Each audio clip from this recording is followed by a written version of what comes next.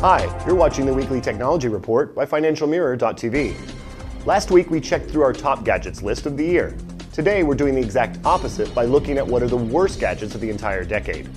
First on our list is the Nokia n-Gage. It was a phone, a gaming system, and whatever you could think of in one. It was awkward to hold and hard to use.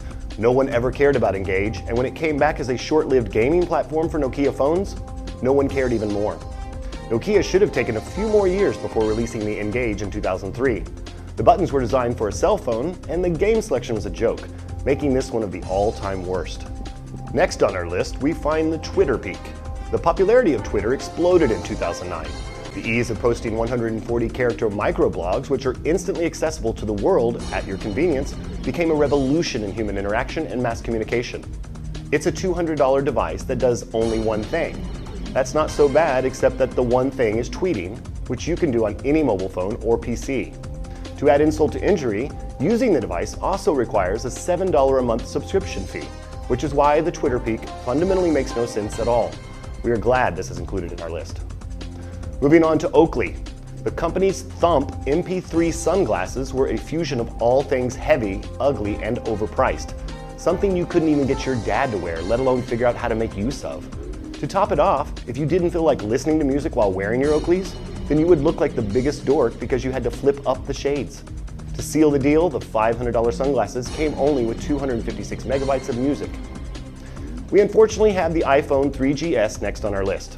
Before its release earlier this year, endless speculation amassed over what to expect from the third-generation iPhone. Would it have a front-facing camera to allow for video conferences? Would it support HD video? On June 8th, we got the answer, and the answer was no. Another incremental improvement of the original iPhone form factor in hardware, the 3GS was arguably less of a jump in technology than the changes found between the first and second generation versions, which introduced both 3G and GPS capabilities.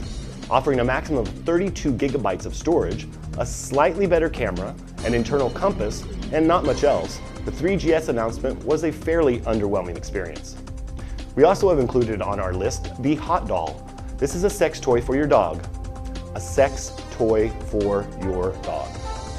Next is the Zybernaut Poma wearable PC. Not the best idea in the world.